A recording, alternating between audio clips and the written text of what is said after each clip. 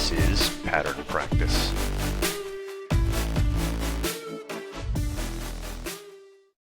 I've been real busy at work, and I'm in the middle of trying to buy a house. And so I was like, oh, hey, I'm gonna be a little late to the recording so I can take a call from my lender about buying down my rate.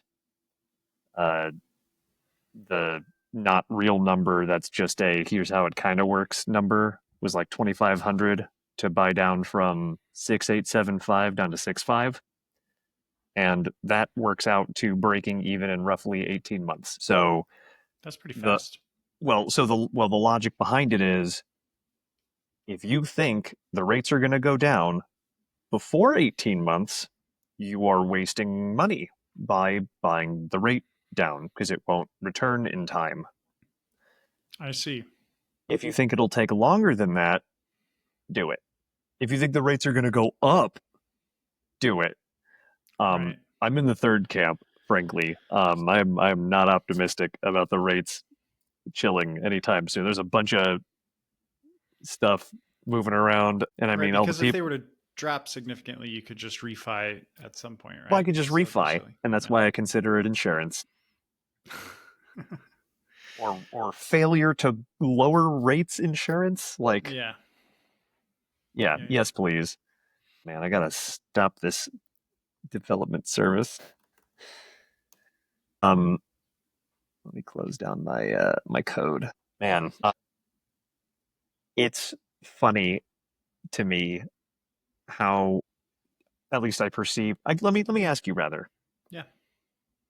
I'm an individual contributor, and the way I individually contribute is by writing the code, right? And when things are feeling deadliney, funny how those it can actually move a lot. When things are feeling deadliney, I feel pressure to, make it happen and start doing trade-offs with what I think I can do in the time I think I can do it, right? Yeah. And I mean, I've got a lot of direct control over that. Like, it either will or won't be appropriately delivered by my estimation. How does it look from your side, Mr. Product Manager?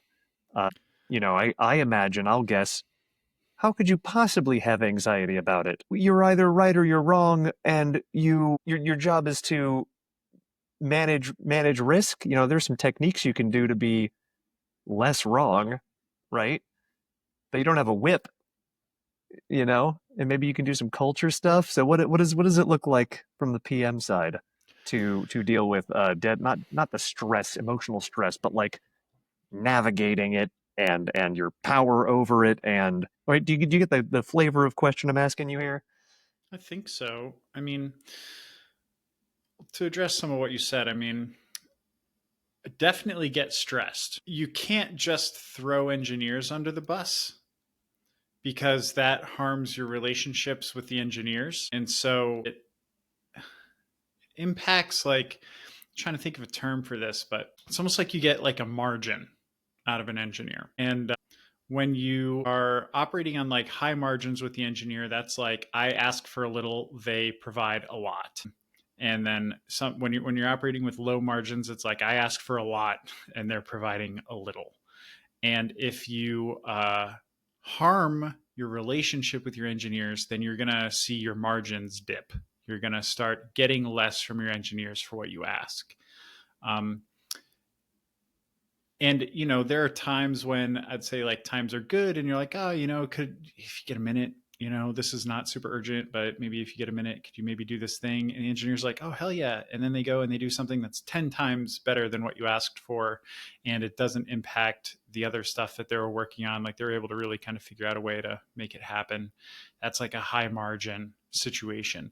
And I feel like you get those more often when you have a strong relationship with your engineers. So knowing that, you can't just go to your boss and be like, yeah, I don't know why it's taken so long. Not my problem. The engineers are slow, you don't want to just throw your engineers under the bus and try to make them look bad. So you take as much responsibility as you can for the deadline. Like, oh, like we were planning this, something came up, We're trying to get back on track as quickly as we can. And, it looks like we're not going to hit that Friday deadline, but maybe we can get it done by next Wednesday. We're really going to push to get it done by next Wednesday. You have that kind of narrative, but it is stressful. I mean, because you're making a promise that, like you said, I'm not directly in control of. So I have to have a lot of trust in the engineer, and I don't want to just make up something that is going to be equally as impossible as the first thing we failed to do. So I want to at least talk to the engineer and get an idea like, hey, I ask a question like, hey, if I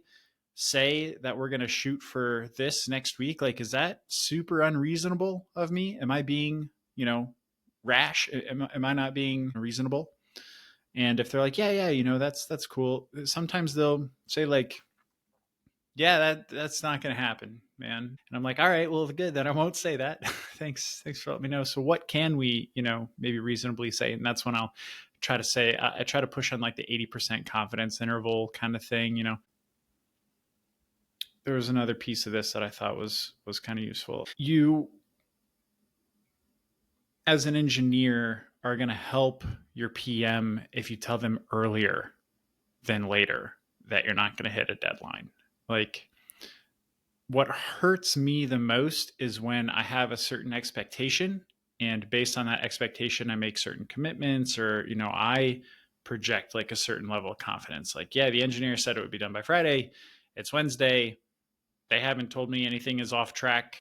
Friday's it. And then on Thursday, they're like, hey, man, so I took the liberty to just scope a little bit here because I'm not going to be able to get all of this done by Friday, but I can get this and this done. And I'm like, okay, that's not a terrible decision. Like, that's probably the right scope to cut, but it's going to be way harder for me to now tell that story with, one day before our deadline where we anticipated we get 100% of the scope. So, at that point as a PM, the stress becomes like, how do I give this narrative? Like, how do I tell this story in a way that is going to be like, oh, yeah, like we got here and it's not, the engineer didn't fuck us, when they maybe did. Like, maybe they should have told me. Maybe they kind of fucked me there a little bit. But I can't say that because that's the same problem as the beginning. I can't just throw them under the bus. So I got to be like, look, I talked to them and I have to come up with like a legitimate reason why this happened, when the reason is maybe a miscommunication between the engineer and myself. And I think the way to try to prevent that is to be like really communicative with your engineers and let them know early and often, like, hey man, if this thing is looking like it's not going to work out, or we're going to have to cut scope to hit that deadline, you got to tell me, and you got to tell me early, and we will come up with the right plan together to adjust scope. And then I can communicate it. And the earlier I can communicate that, the better it'll be received. I don't know I if that's a good answer to your No, question. it was a A great broad answer. answer as defined by the conversation brings up. A good answer as well anyway. So I've got a couple reflections and a Mm-hmm. question. One, margin sounds an awful lot like an Attaboy economy derivative.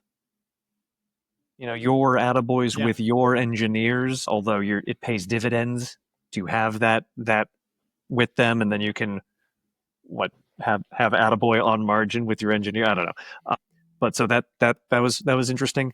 I was also watching for it, and I heard you say what you're producing, and it could be formulated as something like the story. You have to craft the story. You have to craft the narrative. You have to integrate the systems and keep in sync the systems of expectation and reality and that risk management. It's not just that you're a go-between because the stakeholder can't be bothered to hunt down updates.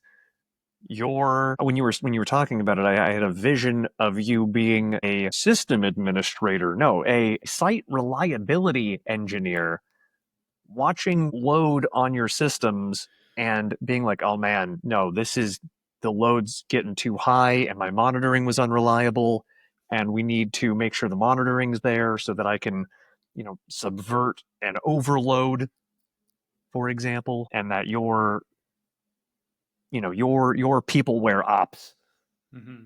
and so that's what was running in my head, and that you, for example, you do in fact have a crunch time construction of the narrative. You have a, oh man, the deadline was Friday, and if you've been, hitting a sustainable pace and managing your risk correctly, you're not going to have to crunch, but something might pop up, not unlike what happened to the developer if they weren't just on YouTube, um, or Twitter or whatever they're doing these days.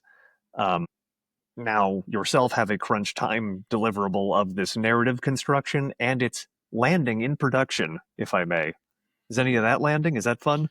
Yeah, I think that is pretty fun. And to add to that, even maybe using the analogy, if stakeholders, and not just stakeholders as in like in my case, working on internal tools, it's a lot of like internal employees, but also like the the board really is kind of like a end goal audience for my narrative. It's like they want to know what we're spending all of this engineering money on, right? And if the answer is like, well, look at these PRs, look at this raw output from the engineers, they're going to be like, what the fuck does that mean? Like, what are we getting though for realsies? And it's kind of like, to use your analogy, it's like, no, dude, look at how performant this server is. It is screaming. It is incredible. Look at the RAM. Look at the processor in this thing. And the person who's trying to keep their business online is going to be like, I don't fucking care. I want my website online. When the users come, I want the website to work, and I don't want to see errors, and I want my orders to be processed, and I don't want things to just be black holed, and my shit is not working right now. And I'm like, I know, but the server is performing extremely well. And it's like, they don't fucking care. So you have to, in our case, like, because I know we both share some of that experience telling some of those stories and troubleshooting those issues. It's like, yeah, you kind of have to explain something in a way of like, okay, look, I know your website is down. The server is doing well, so that's not the problem. But it does look like there might have been like a software issue here that we can address to try to, which in this analogy, maybe that's something like communication rather than, the performance of an engineer. I don't mean to go too wild with the analogy, but yeah, I think it's valid, and a lot of the work that I'm doing, not that it could never be replaced by like, AI or something that watches engineers really closely and tells a great story and somehow communicates development to leadership in a way that they can comprehend without being toxic, I guess, toward the engineers. Because to me, that's a big part of it is like web development, software development is complex. And I don't expect everybody from upper management to a board to really understand how that process takes place. Like, I don't expect every business owner to understand how the server that's running their website works. They just have an expectation for outcomes. And so you have to communicate in their terms. And engineers aren't always the best at doing that either. It's also like a lot of effort, I think, is the thing, right? So like there's overhead. So it takes a lot of work to communicate things in those terms. And if you're busy trying to actually build the fucking thing, then it's a big burden on you to turn around and communicate how that process takes place. So, having a guy like me around to be like, no, no, you stay busy and I will help leadership understand what we're doing and what they're going to get out of it.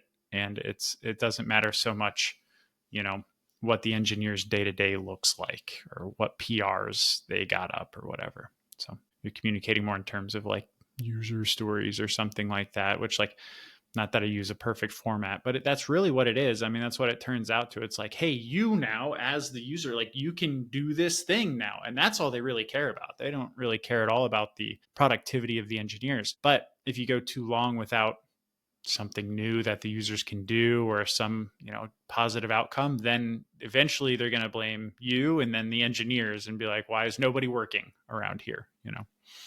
So you got to Well, maintain. it is funny building something new because I as well was thinking even yesterday what developers are building, at least in a web experience, is they are building a factory where the browser is a way to submit requests into that factory for processing, and out comes the finished product. And so they are committing parts to the factory. The server, I imagine, it's a data factory. Data in, factory, data out, and it produces formations of data. And just it's interesting that you need to see the factory spit out different things. It's not enough just to keep it on. Yeah. There's an infinite, insatiable demand for functionality because there's infinite ways in which data not only could be formulated, but multiple ways, even in the same formation, in which it could be applied to some case. So what I'm doing at work right now, Yeah. How does that come back to you? so it's funny. I'm doing fine with my timing, and I've been, I think, setting a tone of rapid pace with the work that I do. Because like usually the work that has to be done in my organization is machine learning, and so they have to like go through this grueling process of like acquiring a bunch of data and then like cleaning the data up and like taking in more data and like labeling the data. I helped someone label their data. It was so hard. I was like, oh my God, where does the pixel end? Is it there? That looks right, 500 times. Okay, you have to manually label data, and then they train the model, and then they get feedback, and it performs or it doesn't. And there's ways of making it easier where you get the digital twin, where you can kind of fake it on a simulation, and it'll probably work when you send the thing out there. What I do is I apply models that have already been written, like Claude. I have Claude 4 now, um, where I'm doing some weird ontology stuff like I've been sharing with you, and it's funny because I'm able to rapidly generate this stuff because I'm not modeling data. I'm just like, hey, super genius AI, follow this pattern and write the code that takes the pattern and turns it into the other pattern, and it's just done. But now I have to explain to people what I've even done, what it even does, and then how it even functions. And like what it does is confusing enough, and then I have to explain technically how it works.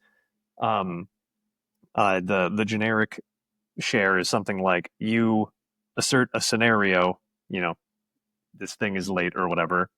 It translates it into the formal ontology code that I've shown you. That gets sent off to a server that I wrote, processes it against some rules, and out comes what you should do about it. Okay. And the way I generated those was I had some document and I processed it into that. But like trying to explain like from the ground up how all of that works is just been impossible. Luckily, I work with a product manager who's got product management competence. His whole job is to, not his whole job, a primary aspect of his job is to tell that story. And so he comes in and he's like, you know, here's what we should do. Like what you've done here, this is awesome. I'm really excited about this. And I've been trying to explain it to him over and over and over again, and it's finally clicking. It's not that he's dumb; it's that I'm explaining it wrong.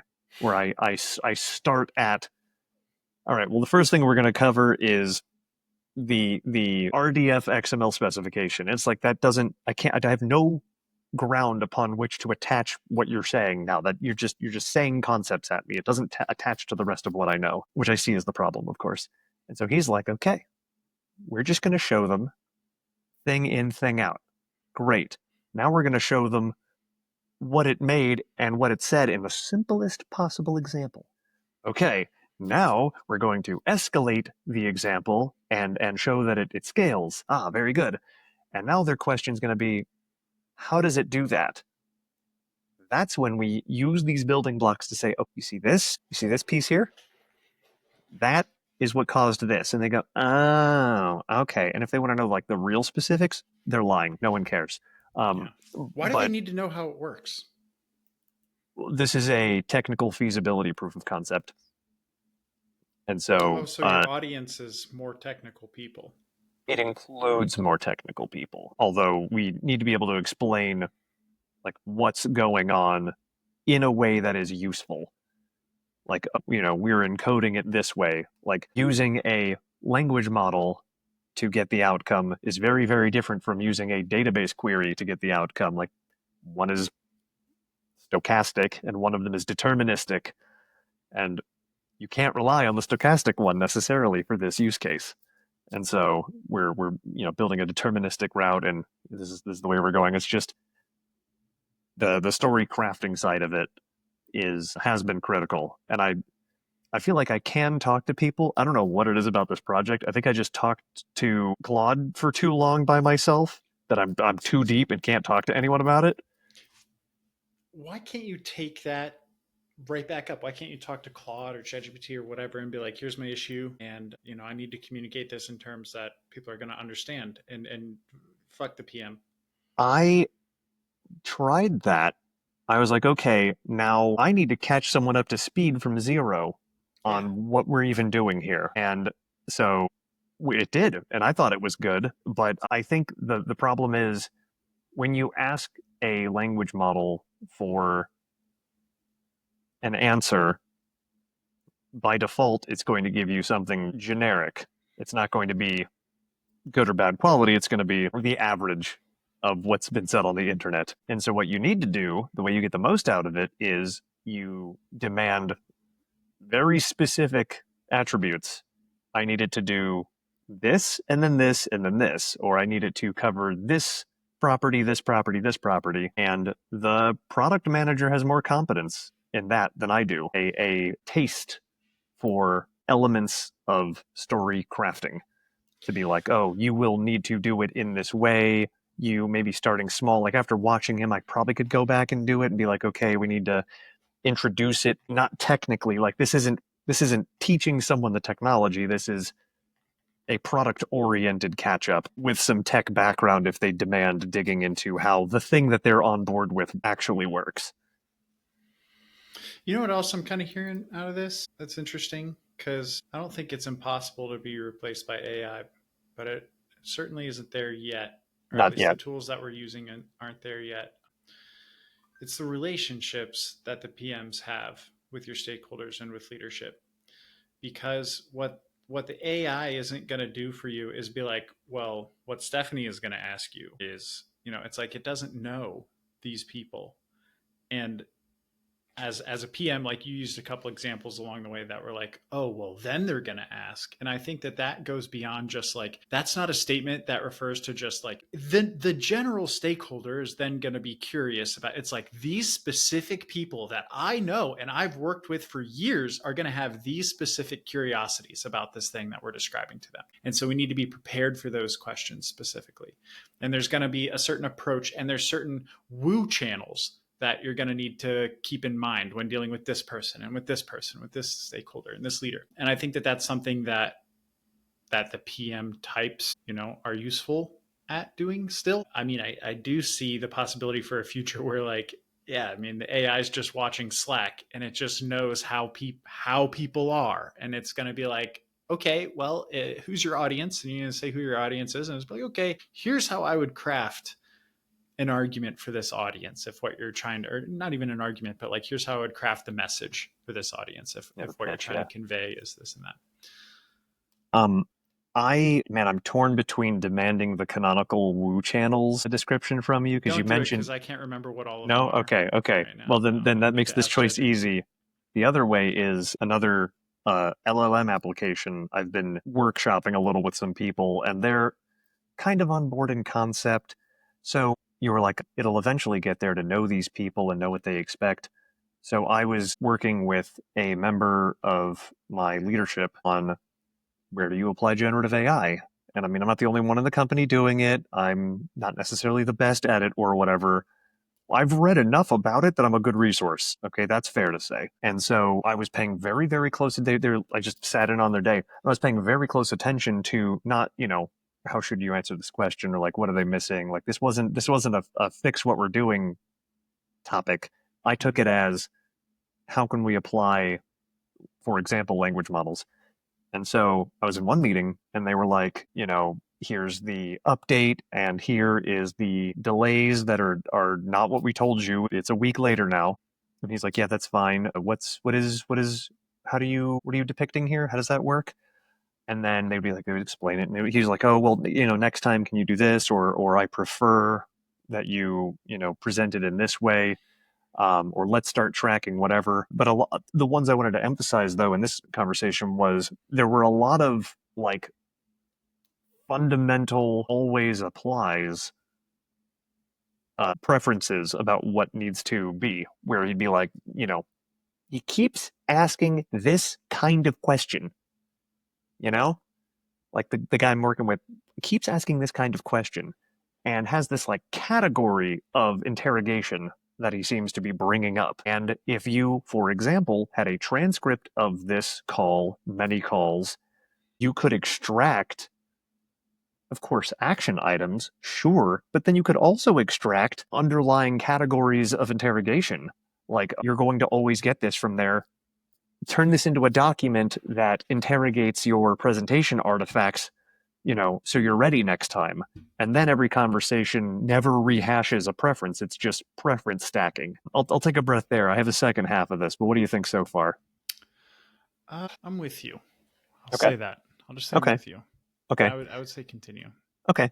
So then we were talking about other ways to apply this, and we were, I was in this other meeting, and they were talking about strategy, and they were like, "Oh, here is a fundamental approach I'd like to take to de-risking, how we move forward on XYZ." And like that got me thinking. I was like, "Oh, you want one idea for how to apply generative AI in your day to day. Take all of that fundamental process stuff you demanded from people and put it in a master strategy document that you can use to take in the artifacts you're about to talk about, the last 6 meetings you had, and those artifacts, and identify a gap analysis for the strategy document, which can even be a pointer to a book you think you should use, or some kind of AI advisor. I was like, oh, you could use Bezos, have Bezos take a crack at it. Though ideally, if you can have canonical, like named analysis, like working backwards, Amazon working backwards, apply the working backwards methodology to this or whatever. But just some kind of I always do this and it's consistent document will allow alignment to be a little more self service. I'll take another breath there.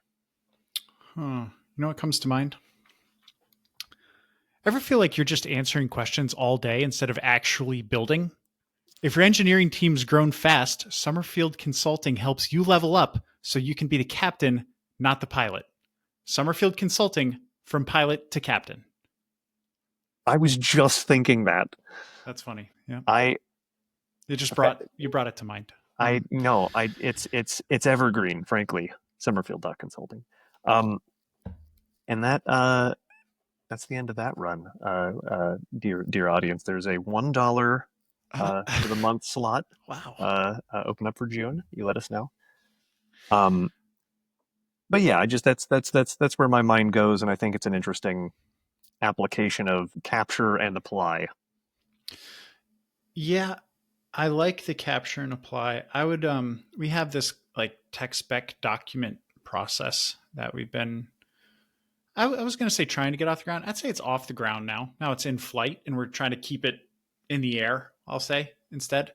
Um, the whole point is like if you have something that's major technically that you want implemented, you can't just go off and do it now as a team. You got to get a certain level of like approval and buy-in from the rest of the tech org. And so we have this process now where you can document what it is you're trying to do and convey it to the rest of the team. And something that I think is maybe lacking in the process right now is that it's just a lot of work to put one of those things together, and the people who are putting those things together are busy.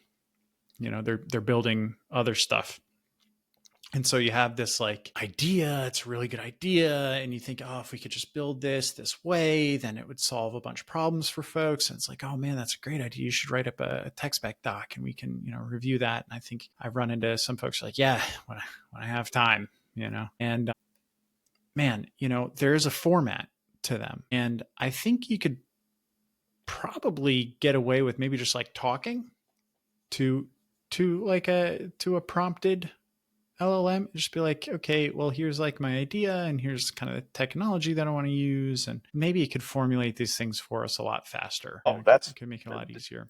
that's what I did. That's And so maybe the people that are the people who are currently effective at writing them, maybe they're getting a little use out of the LLMs to do it already. I mean, if you, especially if you have examples of documents you're happy with, you could Right. distill the format and specification, meta specification out of it as guidance too. But like in my current project, so I'm like rapidly iterating. Like they were like, okay, green light, and I was just seriously for like 5 or 6 hours just arguing with Claude Mm-hmm. about what I should do and being like, are you sure? What if we did this? Do we really need both of these? I'm not going to write to it. Can I just put it here? Do we even need the server?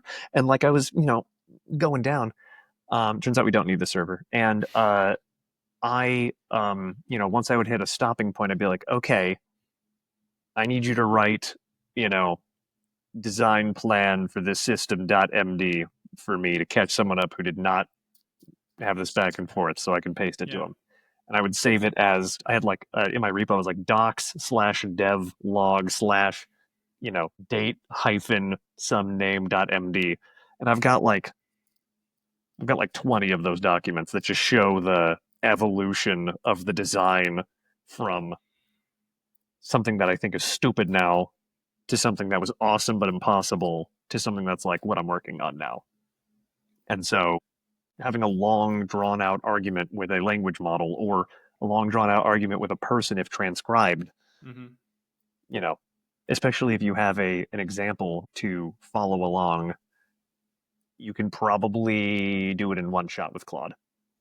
Yeah, that's incredible. Are you worried? Because I, I obviously see the utility in recording pretty much everything that you Oh yeah. can. Every Oh yeah. meeting, get the notes, get the transcripts, and then use those to generate more refined, ideas or documents or whatever things to share. Because it's like hard to be like, hey, watch these 6 hours of discussions that I've had over the last 3 months with these stakeholders. But it is easy to be like, read this quick doc that was put together as a synthesis of those 6 hours of conversation. So definitely see the utility. How do you feel about the risks now to employees when it comes to like being watched by AI all the time? And how much do you think bosses are going to start using AI to judge performance of their employees? Like the thought comes to mind, we might even discuss it at book club, I think, but thought comes to mind of like, asking, basically giving the Slack logs to an LLM and being like, who are my good employees? Can you trust that output? Maybe I guess if you ask it to show its work or something like that. But that feels like a really like, man, like we're all going to be sweating, because you're trying to just do your job, but you're also trying to look good for the AI who's going to be monitoring you differently than it. Like it's like having a micromanager like to the extreme. What do you think about that? I so there's a couple directions to take this. Okay, There's well, don't the take it in the I'm a good employee, so I'm not worried direction. I'm interested in any other direction. well, I was gonna analyze it. I wasn't Yeah, gonna yeah, apply it to me. Although as a good employee, sure. I wouldn't be too worried about it. Okay, good. Get that out Well, of the way. no. So, well, I'll get the first thought is I had a guy pseudo reporting to me. Like I wasn't his manager, but like I happened to direct his labor and answer for the fulfillment of his work. Like you don't manage your devs, Yeah, but no, I was gonna they say I'm intimately familiar with that relationship. okay. Yeah, Well, so he was kind of MIA here and there, and like I didn't want to like manage somebody, so I ran out of time to do it because he was not along for the ride much longer. But I was thinking to myself, I'm like, what are the questions I'm being asked? And by what means do I arrive at the answers to those questions? I could probably automate supervision of this guy using a language model and his Git history and his interaction in the issue system. I could just be like, here's my bar, here's how I tell if you've met my bar, and then the language model would just supervise you, not what you're doing on your computer, but it would supervise your outcomes. And so that's where my mind was headed. And if I got into management, I would probably LLM the absolute F out of the supervisory yeah, part of how is this going. I'd be like, well, let me consult the chart. Right. Like, and it's not even, oh, let me go look up how GitLab works or build reports or whatever. It's like, I will get notified if you are not making your work visible to me, you know, which is then visible to the LLM, which means I don't need to watch you. Um, another direction to take this in. Well, I'll wrap that up by saying, if I was the CEO of a company, I would absolutely mandatory all, actual meetings recorded. Any Yeah. any business meeting recorded. You can chit chat with your buddy or Yeah. whatever. All business meetings are recorded. If you're on a session, live pairing session where you're working on the code together, recorded. All of it recorded. Yeah. Recorded That way, and publicly accessible, like within the org, I mean. that would be my first thought. But at the very, very least, as CEO with LLM competence, I would have all of it accessible to me. Because then what you could do is every single day throughout the day, you could roll up summaries into a brief and then Yeah. drill down into exactly what was said and what was done and what's going on, which can then be done by an agent or a swarm of them. Now, let's talk impacts. You know, Mm-hmm. oh, we're going to work a lot harder, right? Might be the concern. One, that's probably true in the short term. There's probably going to be a gnarly subset of the industry that does go full surveillance mode and makes you work harder. But then two, it'll normalize because there's a curve of competence, and people will be like output driven, finally realize that doesn't matter because it's not moving the needle to optimize for. And then you're going to get the swing back to who's giving outcomes. I see what you But mean. you're So, like, probably going to for drop a lot of. Well, go ahead. Go ahead. no, no, yeah, just make sure I follow. Like you're saying in the near term, the companies who are already like toxically output driven are going to like supercharge their ability to drive output, and they're going to create a tremendous level of output, probably can the low output employees, and create this like really like hardcore like toxic overwork culture, and then the needle on their outcomes will not move the way that they expected. And then you're like, what else can we do? We're already watching everybody. Like, you've run out of things, because you imagine if you're in an output driven org right now, it's like, and it's not working, because of course it's not working. But if it's not working, then you still have scapegoats. You can still be like, well, people are sneaking by with their laziness. They're ninja lazy. And if we want to root these people out, we've got to use some kind of AI to watch them closely and tell us who are the lazies and who are the workers. And we'll remove all the lazies. We'll have an org full of workers. We'll push them to the brink and profit. And they'll fail to do that because it's not the output that generates value. Not sustainable I was value or going to say, whatever. like, It's like, you're going to make a like you ton could, of money. yeah, Actually, yeah, it's you going to be could pump, awesome for a yeah, little you bit. could pump some money out for a little bit, right? And then something, the wheels will literally fall off of Even if the they machine that you don't, built. the people who understand and prioritize outcomes are going to wind up getting, for example, I would consider myself an attractive talent. Mm, Why I'm not going to work at an output mill. right. You're going to have to pay me more and not monitor me that hard. Or Yeah. you can monitor me that hard, and when I take a YouTube break, you can deal with it and enjoy what I'm watching. Right. Right. Okay, Like because you're saying tolerances will end up, that's what you mean by normalization. It's like, yeah, either there will be like, swear we don't watch you that hard, or if we do, we won't even tell you about it. Or it'll be like, we do watch you super hard, but we have tolerances. Like, we get that you're human. It's kind of like, it comes to mind is like secret parenting.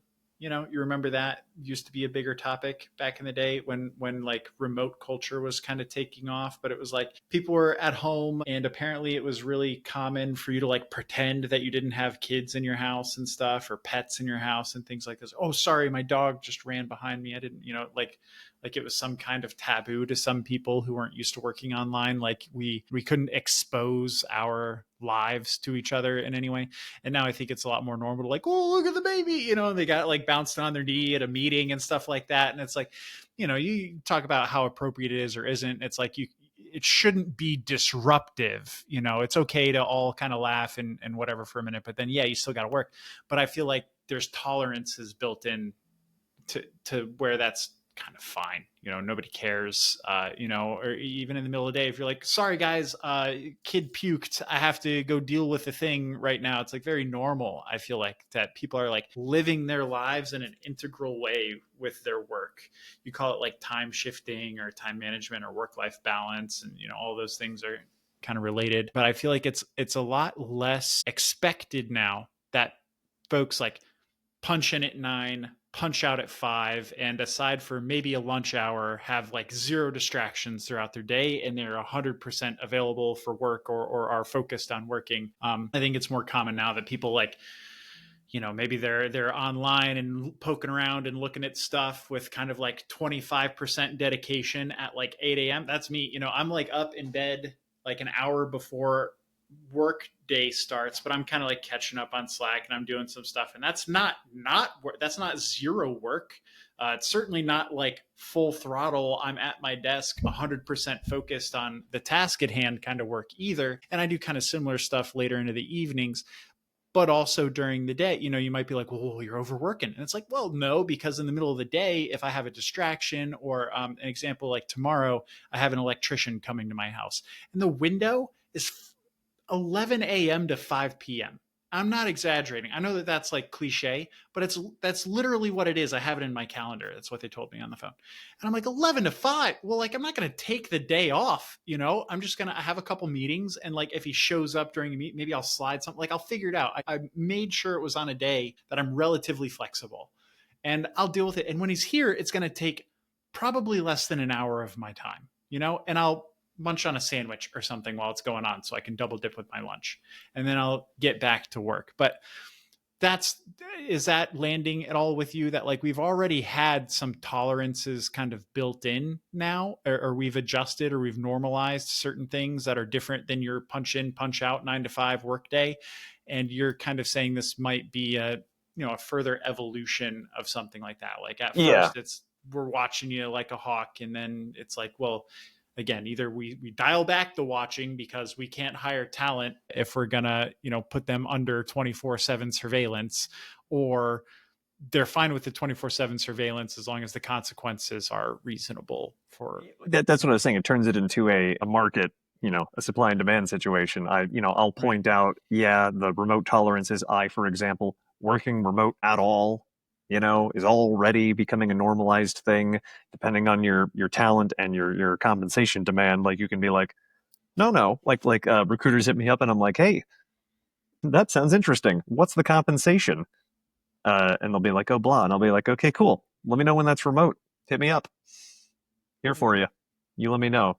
Even though I'm going to reject them in the end. That's what I do. But I would as well point to permissive PTO. I have, well, I can just not come in as long as everyone's like warned that it's about to happen, so they're not confused about where I am. Well, I can just take the day off. You There's guys call no, it PPTO? I think it's permissive time off or Okay, permissive so it's still PTO. You just use a different permissive hip word. off time pot. No, I don't know. I don't know what it is. Well, my wife's job, they call it RTO, which is responsible time off. All these fancy terms Responsible for time off. unlimited PTO. Yeah, Ours is permissive. We just take, dude, just take whatever time. You'll figure it out. That'll settle its own tolerance for it. yeah, And so I do think you're going to wind up in a, you have a weird supply and demand. There's going to be sweatshops right. and there's going to be nice places to work that are real companies. I want to shift gears here for just a second while we're talking about supply and Well, demand, you've because got this is a about topic. 2 minutes, Yeah, so go this is a for it. topic I was dying to hit with you, and this is the perfect like two Diane, minute go ahead. finisher. Go Yeah. ahead. So talking to my usual my friend with the usual like hatred for our LLM overlords in the future that they're gonna thrust upon us. By the way, she works like she works with me, but she does a lot of like visual art stuff. I think maybe for fun in her case, but also has a lot. She went to school for it and then has friends that do it like for their livelihood. And so I read that article that Critter shared today, and it was interesting to me that the article did a great job of debunking like all the arguments for that, or at least all the arguments that they perceived against, using LLMs as a developer. And at one point they talked about people in the visual arts, and really I was like, ooh, interesting, I'm about to get the debunk argument here. And really he was like, yeah, and those people probably have legitimate beef. And then he like went on, and I was like, ooh, fuck, okay, cool. It actually, I'm glad I read it, because it gave me a little bit, I think, more empathy or something, for the situation. Like maybe I won't be as much of a dick about it. But anyway, there was this topic today that we were discussing, which was like how I made songs for some of our friends. You saw some of those, I'm guessing. I was just messing around with like Riff Fusion and making some songs. And I was like, look, I wrote you a song. It took me 10 seconds. And she goes, I'm not going to listen to it. Fuck that garbage. Fuck that slop. And I was like, wow, I toiled for 10 seconds to put that together for you. You're not even going to listen to it once. It's funny as hell. It's great. You should listen to it. And then that got into like, oh, well, you're going to be so happy when there's like no more live music, and, people are going to watch like, avatars or whatever perform, fake music that was made in like 10 seconds. And I was like, okay, look, I'm not pretending like that's not going to exist. It's totally going to exist. You're going to have basically free concerts, that you can go to and just watch like random generated shit. And there'll be maybe one of a kind concerts. You'll never see the same concert twice. It'll be like fucking Electric Sheep, but with also the music generated with lyrics and at a fidelity that it's like, wow, that's actually like a song, So yeah, sure, that'll all totally exist. And what is a electronica concert right now if not a guy on a laptop pressing a button, figuratively, you know what I mean, with a bunch of visuals? Like I'm just saying, like, how much different is the live music experience going to be? And of course the response to that was like, oh yeah, just one out of thousands of genres, and that somehow covers it. And then I was like, well, what about live music at bars and stuff? Because I was like, what's going to happen to the guy playing like live music at the bar near me? Like, they're already not funded by like big corporations, right? Because the argument was like, oh, corporations aren't going to keep paying for these big live music things. It's going to be so much cheaper to do the fake shit. And then I was like, okay, look, but if people demand live stuff and they're willing to pay to see live stuff, then live stuff will still exist. I don't see how that's not the case. And then the argument against it, and this was, I'm sorry, we're over time, but it has to be said, the argument against it was like, I drive a Honda Fit. And I was like, oh, Joe drives a Honda Fit.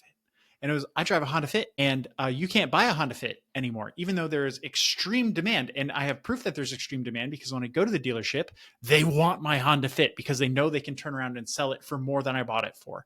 It is extremely high demand product. Maybe the demand is because the supply is so low. And if the supply was high again, the demand would come down. I don't Well, know the what's going price on is there. high because the supply is low and the demand is Exactly. high. But That's yeah. what I'm saying. So, but her point was like, just because the demand exists doesn't mean the supply will be there. And the argument is like, just because people want live music doesn't mean we will have live music. And I want to know what you think about that as briefly as possible up until you must leave. Yeah, kids wiggling a little bit. I'll Yep. probably give it a minute or two. Yeah. So from an economic argument, I would say that the Honda Fit is a very specific good that is not being produced anymore by the only people that can produce it. Live music is a category of good that is not cornered by anybody, and demand for it will be immediately fulfilled by supply. My goodness, instantly, Anyone, as soon as the supply and demand price point is above the I would rather sit and do nothing for the guy that would supply it, boom, you get live music instantly. There you go. So I think specific good versus a category of good, it'd be like a specific kind of, a version of fruit, and it's like there's not going to be any apples. It's like no, anyone can make apples right now. Right now. The other thing, I thought you were going to joke. You're like, oh, like a fake concert, and I'm like, that sounds like current music. All of Right. that shit is I fake. did Like joke that. the Yeah. people, no, well, no, not that DJs. Like popular artists do not write their own music. Oh, right. Yeah, true. Right? They buy their music from some guy that does it for everybody. So like it's Yeah. it's already fake. Sure. Okay, I don't know what you're even asking for, but that's funny. I do think there's going to be entertainer is going to be one of the few things that are still going to be human only because it's human. Like sports are safe. I will watch Robo Football Right, probably. but it's not going to completely displace professional football because, yeah, there's always going to be demand. I'll point out that there are more people watching chess grandmasters, go at it than there are people watching AIs battle all day. Like, right. Even though so you could. very easily now. You That could already right now exists. You for can just free. watch AIs fight for free in chess all day long, but you'd And I much do watch them here rather and there. watch the humans. And I do watch them here and there. There'll be like chess influencers that'll be like, let me walk you through this Mm-hmm. gnarly, Mm-hmm. 4,000 elo deep mind versus stockfish. Dude, I was at a bar on the beach like a couple weeks ago, and on one of the TVs, they had several TVs playing different things, and I guess there must have just been fuck all on that day because what they had playing was like a PlayStation computer versus computer basketball game.